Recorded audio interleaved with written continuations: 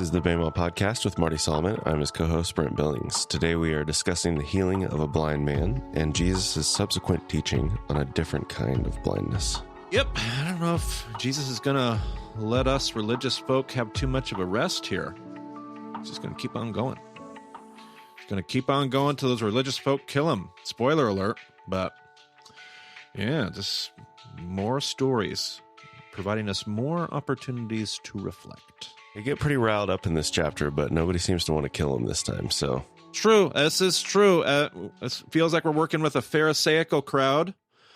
A lot of these stories we've been dealing with a very Judean crowd, a very, we would assume, more chief priest, more Sadducee, more Herodian, I think would be a safe assumption. It's no better than an assumption, but probably a safe assumption. Here, we still may have Judeans, and I wonder if that even shapes some of the story. We might pull that in a little bit later, but Pharisees in particular, of the world of the synagogue and of religious devotion. And I think we pointed out in session 3, the Pharisees are not typically, we have corrupt Pharisees that are working with the chief priests. We have Pharisees that are working with the Sadducees. In general, the Pharisaical worldview is not the worldview that's trying to kill Jesus. They may not like what he says, but some of them do, and maybe most of them don't. Maybe some of them don't, but they're not out to kill the guy. But yeah, we don't see that in this chapter. It's a nice change of pace for the Gospel of John. Perhaps a nice change of pace for Jesus. Maybe it was a little bit of respite. It's like, can we just have a conversation here? Can we just have a church argument? Oh man! All right, Brent, let's get into it. We're not going to read too very far before we have something to talk about. No doubt. As he went along, he saw a man blind from birth. His disciples asked him, "Rabbi, who sinned, this man or his parents, that he was born blind?" All right, so pretty normal cultural, religious debate. Some might call it, full of just different, levels of religious superstition. Oh, here's a book I didn't even think about, Brent. We could recommend Every Man's Talmud by Abraham Cohen. Did we recommend that recently? Maybe? I believe so. I feel like okay, anyway. Well, there you go. Put it in there again, but he'll do a great job talking about the Mishnaic period, obviously the Talmud, what the Jewish understanding was, especially when it comes to different superstitions, those kind of things. It's a great source for that. But the cultural religious conversation surrounding something like this man in this condition here is obviously somebody's done something wrong. The debate was about who. Is it him or was it his ancestors? Was it him or was it his family? Was it him or was it his parents? Obviously somebody did something wrong. That's why he's suffering. But who did something wrong? So the disciples are like, oh, let's get our rabbi's take on this great cultural debate. Which one's right? And Jesus says, "Neither this man nor his parents sinned," said Jesus, "but this happened so that the works of God might be displayed in him. As long as it is day, we must do the works of him who sent me. Night is coming when no one can work. While I am in the world, I am the light of the world." All right, so Jesus says, wrong question. 2 options that neither one is true. Neither he nor his parents sinned. I think we typically read this passage, especially as we hear it in the English, and I think we come up with a third option that's equally not true. I think we hear Jesus say oh, no, it wasn't because this guy sinned or that guy sinned. God did this to him so that he could later show his glory in his life. And I'm not sure that's Jesus's point here. It's very Western of us to make those connections, to logically do the cause and effect thing. It's a very Western thing to do. It's how our philosophical minds work. But I think Jesus is actually deflecting the conversation to a completely different place. He's saying, this is just life. People are just born with different conditions, and things happen, and the world isn't as it ought to be, and there's disruption of shalom everywhere. The question isn't about why this happened and what caused it. The question is about what we're going to do with it now. What's going to happen now? What do you do with the situation now? And so I think that's Jesus' point, not that Jesus, I think oftentimes we read that passage and we're like, oh, it wasn't his fault. It wasn't his parents' fault. It was essentially God's fault because God wanted to do something in his life. And I think Jesus' point is it's nobody's fault. God longs to do something in all of our circumstances, no matter what those circumstances are. But I'll let the listener wrestle with that themselves. And I've also looked at the rest of what he says there in that little response. I've looked at that for insight too. So read me that last, after he says the works of God be shown in his life. Give me that last verse or two again, Brent. As long as it is day, we must do the works of him who sent me. Night is coming when no one can work. While I am in the world, I am the light of the world. It seems to imply to me this very present tense. Maybe he's even uttering this in a way that the man born blind is a part of this conversation. Like this guy's circumstances and condition, it's not anybody's fault. God wants to work in it. And while we're here, and while it's light, and while it's day, let's be about that thing. Like, let's be about the thing that God's doing in the world. We'll have plenty of time to struggle and suffer. Night is coming. John loves to do this play on light and darkness, day and night, the time where the opportunity is ripe, where Jesus is in the world, where things are shown as they ought to be, where pure wisdom and logos and Sophia are with us, and then the time when those things will no longer be with us and the struggle is far more real. That may be an oversimplification of a very intense, complex theological discussion, but I digress, as I love to do. And speaking of time, the opening of the chapter, as he went along, the NET translates it as Jesus was passing by, but the phrasing there is just about as ambiguous as you could possibly get. So we're bounded a little bit by the festivals that occur before and after this story as to when it could be. Sure. But this could be right after he leaves Jerusalem.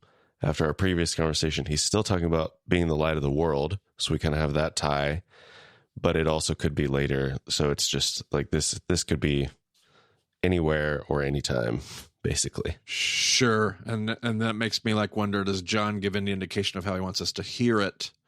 And I'm not sure, because of the ambiguous wording, if he is being intentional in that regard, because it would be interesting if this is basically a continued conversation with the previous reference to light of the world. Is he continuing to try to tell his disciples, like, this is what I'm trying to talk about. This is it. This is the good stuff, like what we're doing right here. This is the moment where you understand what I'm trying to get at earlier. That a very interesting option there. I like that. Okay, moving on. After saying this, he spit on the ground, made some mud with the saliva, and put it on the man's eyes. Go, he told him, wash in the pool of Siloam. This word means sent. So the man went and washed and came home seeing. All right, so we mentioned the pool of Siloam. I think it was a few episodes ago when we were talking about the water ceremony. Brent and I talked about the priest walking down to the pool of Siloam, and I even said, you were at the pool of Siloam. And I found out, since we recorded that episode, about a third pool I didn't even know existed. So there was an old pool of Siloam. They call that the lower pool. It was probably a part of the much earlier, the first pool that was fed by the Gihon spring. And then Hezekiah built the tunnel that you've walked in, Brent. Do you remember your time in Hezekiah's tunnel? I do. It was dark. and so then so great. Oh man, inside joke, everybody. And then you came out of that tunnel and you ended in the what's called the upper pool. Now, I thought the upper pool was the pool. Apparently, just to the southeast of that pool, they have found a third pool. That's a part of what's often called the King's Garden, the Garden of the King. I have not seen it yet. I'm going to try to find this next time I'm there. I don't know if it's accessible or not. But that has 3 tiers worth of steps. The dating that they've found and other references they found, they're almost positive that would have been the pool that the priest would have used during the days of Jesus, that this man would have gone and washed in. So just fun archaeological facts. I didn't even know that. Learning new things every day. But the pool the word means sent. And what did Jesus say just in the paragraph prior? What do you got, Brent? He sends him. What's the actual? Let's see here. we must do the work of him who Sent me. Okay. sent Okay. me, right? And I think there's supposed to be a tie there. I've wrestled with, is the message here that the man born blind is being sent? Is the message that it's a rabbinical lesson where he's tying those ideas together? Again, is Jesus inviting the man born blind to take part in this redemptive work of the kingdom? We have to be a part of so what are you going to do with your circumstances, with your situation? Let's be about the work of him who sent me. Go wash in the pool named Sent. So interesting little connection. I never have come away with a huge thunderbolt conclusion as to what that's drawing on, but it's certainly there in front of us. Yeah, and the NET footnotes point that out. They're like, why would the author make this, because people would know what it means, but why would he point it out? And yeah, basically the same sort of connection and idea. Yep. His neighbors and those who had formerly seen him begging asked, "Isn't this the same man who used to sit and beg?" Some claimed that he was. Others said, "No, he only looks like him." But he himself insisted, "I am the man." "How then were your eyes open?" they asked. He replied, "The man they call Jesus made some mud and put it on my eyes. He told me to go to Siloam and wash, so I went and washed, and then I could see." "Where is this man?" they asked him. "I don't know," he said. All right. So at this point, it's the neighbors and those who had formerly seen him begging. So at this point, it's just, it seems to be the general public. They're relatively confused, as I could imagine anybody would be. The man was born blind, so this has been his condition his whole life. I've often wondered, I wonder how eyes are such a big part of a person's, what you see when you see a person, what you experience when you see a person. I don't even know how to talk about it or articulate what I'm trying to say, but eyes, I wonder what it was like to see somebody who had been born blind, whatever his eye condition was. And I had a friend that was a doctor that, I believe, if I remember correctly, he told me that if you were born blind, your eyes wouldn't have typically have even been formed in the same way that anybody else's eyes would have been formed. And so to have your eyesight restored, you would have radically looked like a different person. And that would feed to this idea that people are like, it's not him. There's something off about him. Yeah, there's something off because you're seeing him in a completely different way now. Yeah, at this point, we don't have the Pharisees involved yet, but they are coming. So we can keep reading. They brought to the Pharisees the man who had been blind. Now the day on which... Now, how do you read that, Brent? Do you assume that the they is... the neighbors and whoever else was around? That's what I would assume, too. I guess, if it is the people who had formerly seen him begging, it could just be... I think maybe neighbors is a little bit too familiar of a word. Sure. It's probably Yeah. people in town. People who are walking around, going about their everyday business. They've seen him here his whole life. He's at least 18 or whatever, I think we're going to find out. Yeah. No, you're absolutely right. And I wonder if I wonder what their motivation was. Did they bring them to the Pharisees? They're like, oh, man, you're in trouble. Did they bring him to the Pharisees because they're like, look at this miracle that just happened? Did they bring him because the next verse is going to tell us what day it was? What day do we suppose this is happening, Brent? On the Sabbath. On the Sabbath.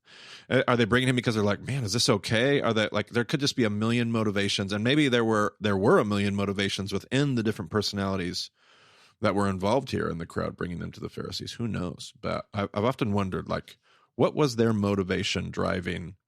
What did they hope the Pharisees did when they brought him to them? Now, I don't think that they brought him there because it's the Sabbath. And here's why. Let me read this. Ooh, I love this. Okay. They brought to the Pharisees the man who had been blind. Now the day on which Jesus had made the mud and opened the man's eyes was a Sabbath. Therefore, the Pharisees also asked him how he had received his sight. I think if he had just had his sight healed, they would have been like, okay, great, good for him. But because it was a Sabbath, the Pharisees are going to go do their own investigation. Yeah, no, it's absolutely true. And did the crowd insinuate that or inform them of that? It seems like the Pharisees, like you said, do a little digging to, and somebody wrote me and pointed this out. They they said one of their study Bibles had a note, and I'm not sure. I would have to go digging this up, but the study Bible that they were quoting made a big deal about how Jesus spit into mud and made mud, and that making of mud would have been the real transgression of the Sabbath. I don't think that's required here in that reading. I do see why they would say that in here, because they actually ask how. He tells them the method, and their next, give me the next line. What's their response? Yeah. He put mud on my eyes. The man replied, and I washed, and now I see. Some of the Pharisees said, this man is not from God, for he does not keep the Sabbath. All right. So this man's not from God. So is that because of the action he had with the mud or the healing? They don't reference either. So it's a kind of an argument from silence. We don't really know. Could be because of his actions in making the mud. I've always seen that as a cultural play to some pagan myths. We know that John is always playing with the Torah and then simultaneously toying with pagan mythology. So I don't know. I don't know necessarily what to do with that. If that's true, I'm not aware of any, but there were like 3,000 Mishnaic laws about what was not allowed on Sabbath. So yeah, I don't know. I'm sure it's probably in there somewhere. Well, the NET footnote does say the Jewish religious leaders considered the work involved in making the mud to be a violation of the Sabbath, but they have no citations for where that comes from. So yeah, I feel like they're normally really good about like, oh, it's Genesis Rabbah, it's whatever. Yep. And they don't have that. So I don't know. Yeah. And obviously we don't need it to be that, because we've already seen that they have quite a problem with Jesus healing. Just the work of healing itself. Is that enough of a transgression on the Sabbath? And I love this. Again, I'm trying not to be nearly as heavy-handed in this episode today, but there's just more opportunity for us to reflect, because we've talked before. Where are these regulations on the Sabbath that we're discussing? Making mud, and you said Genesis Rabbah. Is any of this stuff in written Torah, No, Brent? No, not really. This is mostly halakha, and that's not like we're not poo-pooing halakha. That's not at all my point. I have a deep respect for halakha. I just think Jesus totally affirms written Torah and has words of critique at times about how the Jewish context is handling their traditions, and I find it interesting here. This man's not from God. Because he has, what was their exact statement here in my NIV? This man is not from God, for he does not keep the Sabbath. Which really, what's being examined is he doesn't keep our traditions about Sabbath. Now, there's probably at least a moment of reflection we could do about how much that is also true for our evangelical worldviews and what the Bible actually says versus all the things that we say the Bible is trying to say when it says those things. I think it's probably easier to fall in that pitfall, that hole than we might think it is. But I digress again, nevertheless. Another interesting note from the footnotes, when it says some of the Pharisees said, "This man is not from God," the way the verb is constructed is like a change in something. So they didn't like presume that he's not from God as this man was brought in, but then as they heard the story and found out it was on the Sabbath, then they shifted their thinking and they said, oh, now that we know what we know, and it's more like they began saying, this man is not from God, for he does not keep the Sabbath. Fascinating. Brent, you're becoming our little Jewish scholar, or our Greek scholar. It's wonderful. This NET world that has opened up. It's just, I hated Greek. I don't know any of these insights. And yet, here you are bringing them to the table. It's fantastic. Well, there is a lot of notes to wade through, but I'm happy to do the work if it brings anything to the podcast. I love it. Let's see. But others asked, how can a sinner perform such signs? So they were divided. Okay, so there's another group of people. Oh man, this is actually such good reflection fodder. I hope we maximize this in our discussion groups and everything else. So there's a whole group of people that's going to say, well, we know that he's not from God because he doesn't follow our traditional dogmatic doctrinal understanding. And there's going to be a whole nother group that they're going to hold it up against the fruit. We talked about that a lot in session 3. Like Jesus said, you'll know a tree by its fruit. You can't find grapes on thistles or figs on thorn bushes. Like if you got grapes, you got a grapevine. If you got figs, you got a fig tree. It might look like a thorn bush, but like we did that whole discussion in session 3, and you have a group of people that's doing that. Like they're looking at it going, okay, but that doesn't make sense. And again, an opportunity for us to reflect. Do we look at things that we experience in the world, in and around, things that bump up against our ministries, our churches, our the groups that we belong to, and they're not wearing the T-shirt, they don't fit the whatever, but we bump up against some weird fruit that could only come from one place, but we have this like immediate disregard. Like, nope, that's not from God because this, and this. I mean, obviously because they don't do this like we do. They don't read the Bible the same way that we do. They're not even Christians.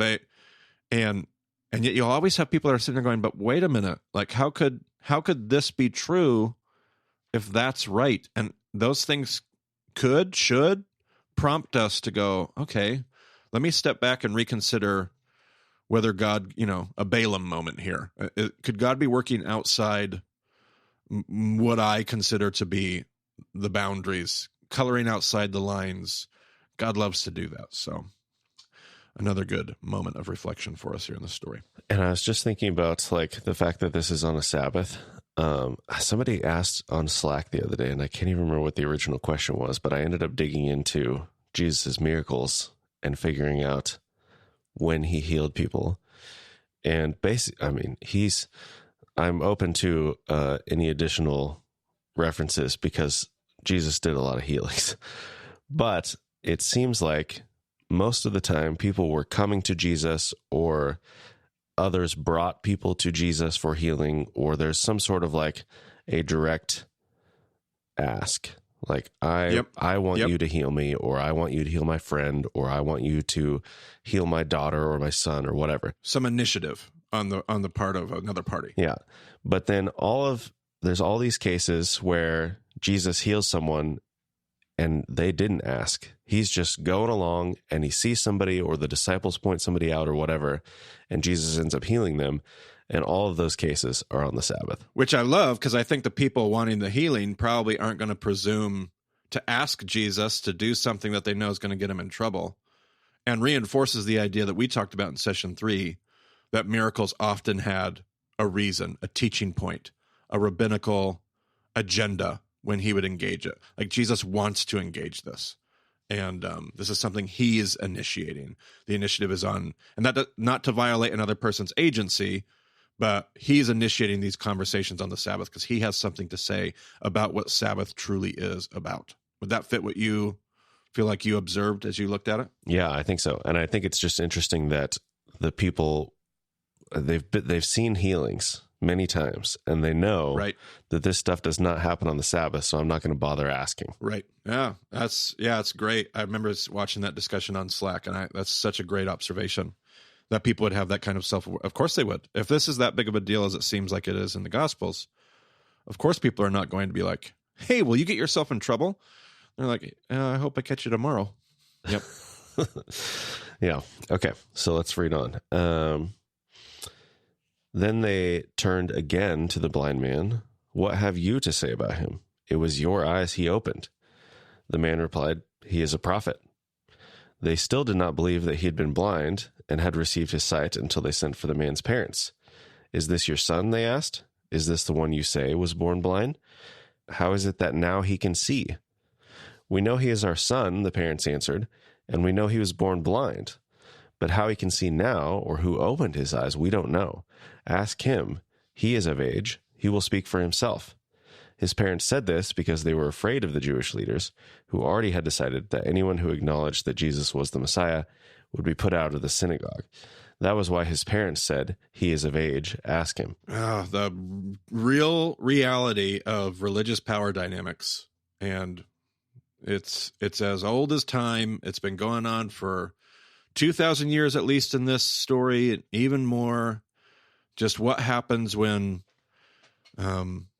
people that run that religious worldview have something to gain or to lose, and how those things get all twisted. And it's again, I mean, I'm trying not to beat a dead horse. I'm really, really trying not to, but there's just so much opportunity on a Peshat level to continue to reflect on this stuff. We do this all the time. And I'm trying not to project my own story onto this, but man, if I had like a dollar for every email I got wanting me to explain this reference or that author that I quote, I wouldn't have to fundraise. And then people will corner somebody else about, well, what does he think about this? And we still have these exact same conversations, and we always try to pin somebody into a corner so that then we can go, see, not of God, not of Jesus, they color outside the line. See, they don't fit. And we always will just, rather than deal with the actual, because the thing that they're trying to avoid dealing with here is what the blind man, I love what the man born blind here, now having been healed, he keeps holding the line. Like, I'm not going to get into any of those debates. Here's what I can tell you. I have my experience. Explain to me what we just experienced. And he keeps bringing it back to that. They keep trying to deflect to some dogmatic conversation. And the man says, I don't know about any of that. Here's what I know. I know who he was. I know what he did. I know what I assume to be true. Explain to me how those things come together. And let's go talk to his parents. Well, and we do so much of the same stuff today. Okay, so the NIV actually translates something away here. There's a shift. Ooh, there's a shift in the audience. So verse 16, it's explicitly the Pharisees. Some of the Pharisees said, this man is not from God, for he does not keep the Sabbath. Others asked, how can a sinner perform such signs? So they were divided. Then they turned again to the blind man. This could be the Pharisees, could be the group of Pharisees plus the others. Either way, we're still there. The man replied, he's a prophet. And then in verse 18, the NIV says, they still did not believe that he had been blind. But that's actually, they is the Judeans. That Greek Judeoi or whatever it is. Yeah. The new, my old NIV has it. Your new NIV doesn't. Mm-mm. Translates that away. Yep. That's fascinating. They got rid of that intentionally. It makes it seem like it's still the same. Now they shift in verse 22. His parents said this because they were afraid of the Jewish leaders, but it actually starts back in verse 18. So the Judeans are the ones who bring in the parents in the first place. Right. And the way the NET translates it says, now the Jewish religious leaders refused to believe. Yep. Because it does go back to the Pharisees later. So it's like, why? I don't know.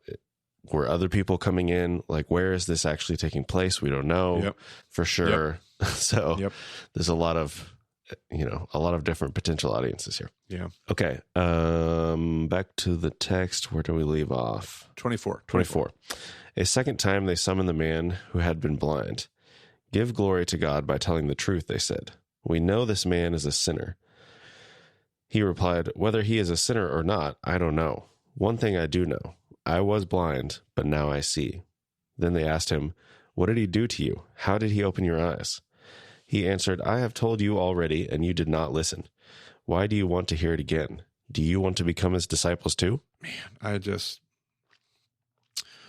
I'm a broken record, Brent, but man, I've just sat in so many church circles, leadership meetings, not too many, luckily, that I've been around them enough, watched it happen. I have been in some where we do this. All right, just make sure they go affirm the right stuff. We know this man is a sinner. Give glory to God. Follow the program, and make sure you say this too. Like, we just try to manipulate and force people. And I just love this man's ability and the story and it's not like he has a man born blind. I'm sure he knows suffering. He knows struggle. I'm sure he feels like he has, we're going to see he's got more to lose here, what their response ultimately is to him. But I feel like he probably feels like he doesn't have a whole lot to lose. And to stand in the confidence of his experience, to see this for what it is, and not in an inappropriate way, not in an attacking way, just in a resolute confidence and commitment to hold the line and continue to call the conversation to where it needs to be and not get it deflected to where it shouldn't be. I just really admire that. It's also something to learn from. Then they hurled insults at him and said, you are this fellow's disciple. We are disciples of Moses. we know that God spoke to Moses, but as for this fellow, we don't even know where he comes from." The man answered, "Now that is remarkable. You don't know where he comes from, yet he opened my eyes. We know that God does not listen to sinners. He listens to the godly person who does his will. Nobody has ever heard of opening the eyes of a man born blind. If this man were not from God, he could do nothing." And again, the ability to, I'm sure they could talk for days about the depth of theology, the complexity of their position and Moses' teachings and laws and statutes. But yet this man born blind just keeps it unbelievably simple and straightforward. I've wondered at times if he's even trying to flip their own worldview on their head. And maybe he doesn't even understand how his own worldview has been deconstructed. This has just happened to him.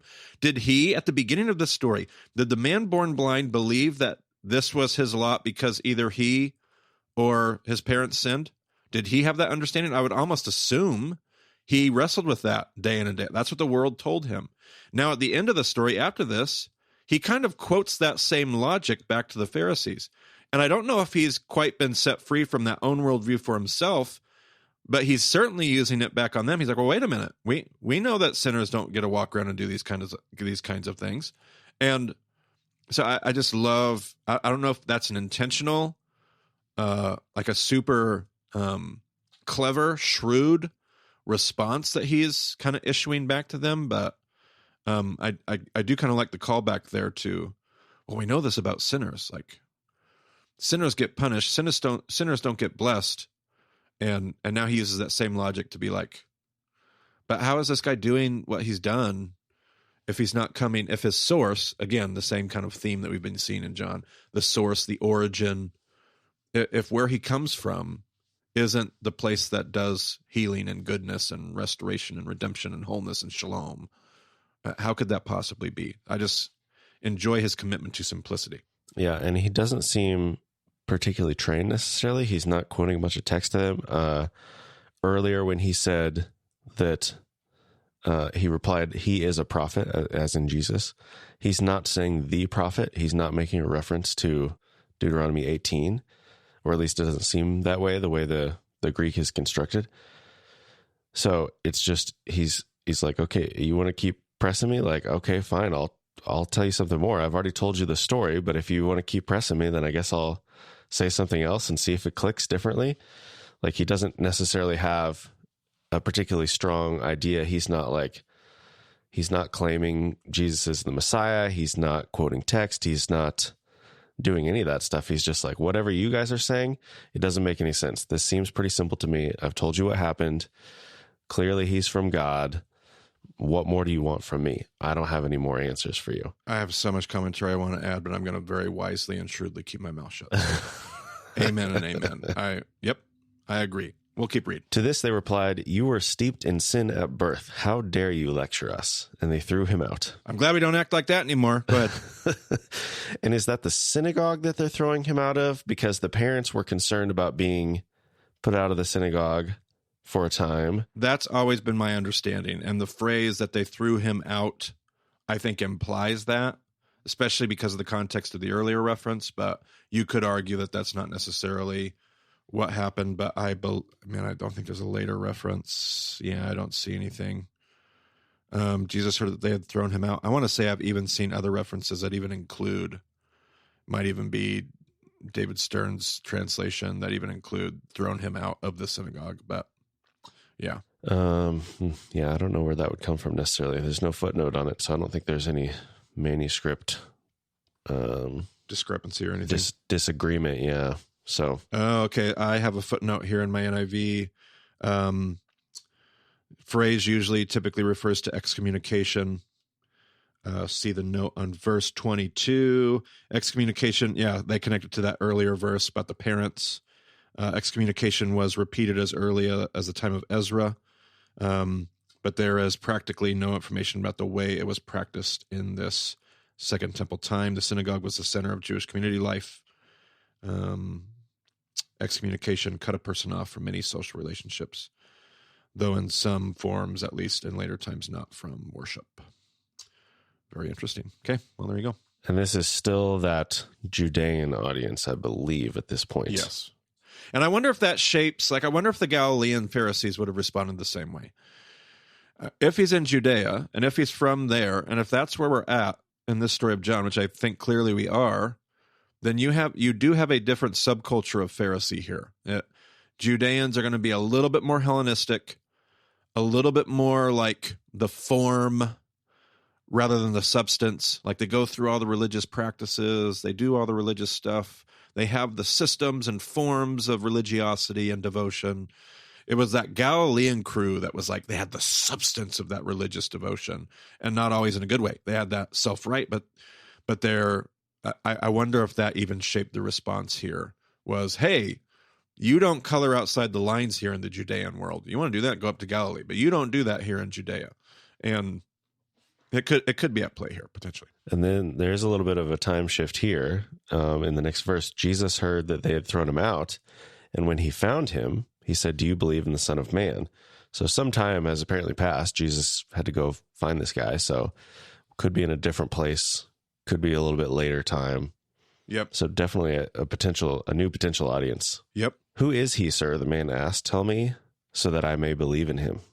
Jesus said, "You have now seen him. In fact, he is the one speaking with you." Then the man said, "Lord, I believe," and he worshipped him. Jesus said, "For judgment I have come into this world, so that the blind will see, and those who see will become blind." I love that you pointed out the time phrase here, the time potential time lapse, that it isn't just one continuous conversation. Just because it just sets the stage a little differently with what's the Pharisees are about going to respond here. And it could even be a different place, a different location. In fact, I think the language probably implies it's a different place. And they hear this, they catch this, and they respond. But so he just said, "For judgment I have come into this world," which is so interesting based on the last episode or 2 episodes ago when we looked at judgment. I don't judge. My Father doesn't judge. If I did judge, I'd have a lot to say. God is the judge, and yet this statement here, "For judgment I have come into this world, so that the blind will see, and those that see will become blind." Okay, go ahead. Some Pharisees who were with him heard him say this and asked, "What, are we blind too?" And that's another one of those assumed negative responses.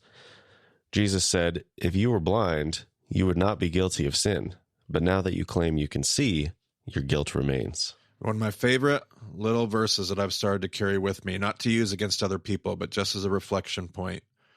It's when we claim to see that we're in such danger of our own spiritual blindness. When we claim to see clearly, it's when we're willing to open our hands, to be curious, to wonder where else God is at work, or to put it in John's language here in his gospel, to realize that we are seeing things from a worldly metric, a worldly perspective, a worldly paradigm, and God's inviting us to see a different paradigm, one that has descended. When we don't open ourselves up to, when we think we got it all figured out, we see, "Oh, Jesus, we see." Jesus says, yeah. If you think you see, you are as blind as ever. If you were actually blind, you could see. And there's that play on. Well, I'll tell you, it's when you can't see anything at all that you truly, and I go back to Matthew's gospel, the agenda of the Mumser, that whole conversation. Those people that are on the outside so typically get this, so easily get this. It's so accessible and so simple, just like we saw in this story, and straightforward for them. It's when you think you have it all figured out and you think you can see that you find yourself in such trouble. So just love that verse. I carry it with me often because I don't want to say I can see. I don't want to say I can see. And I've learned so many amazing, cool, beautiful things. I've had great teachers. I've learned so much and will continue to learn so much. I'm not going to take away from that at all. I'm not going to act like I haven't learned things. I'm not going to act like I don't know things. But I don't know things. I only know things. And one of my favorite sayings: the more you know, the more you realize how little you know. And when you claim that you can see, when you think you've got it all figured out, you can see it. You've got it. That's when you may be in the most dangerous place of all. But One more recommendation, Brent. I was just thinking today about The Prophetic Imagination by Walter Brueggemann. There's a chapter in there, a great little book, man. It's about the size of The Sabbath by Abraham Joshua Heschel. Just a thin little book, but packed full of meaning. Just does not waste a single word in that thing. And talks about it's basically a book on the prophetic mind, prophets. But unlike Heschel's book on the prophets, which was some 700 pages long, this is a really compact study. And he talks about, like in chapter 1, he talks about how Moses came to bring an alternative community. In chapter 2, he talks about how Solomon basically does the opposite of that, kind of undoes this alternative community. Foreman talks about how the prophetic imagination functions and works in the prophets. And then I think it's chapter 5, he gets to Jesus, and he starts talking about how Jesus engaged in the prophetic imagination. It's such a phenomenal book. It's on like every bibliography of any teacher I've ever learned anything from. And I finally got I'd used it before. I'd had people read me excerpts, but I finally got my own copy, and it was just so good. Recommended it on the Facebook page the other day. But he talks in there about the ways that Jesus uses the prophetic imagination to criticize and energize. Those are Brueggemann's 2 words: criticize and energize. Criticize and how do you criticize what he calls the royal consciousness? What he calls empire, probably where I got a lot of my empire and shalom language.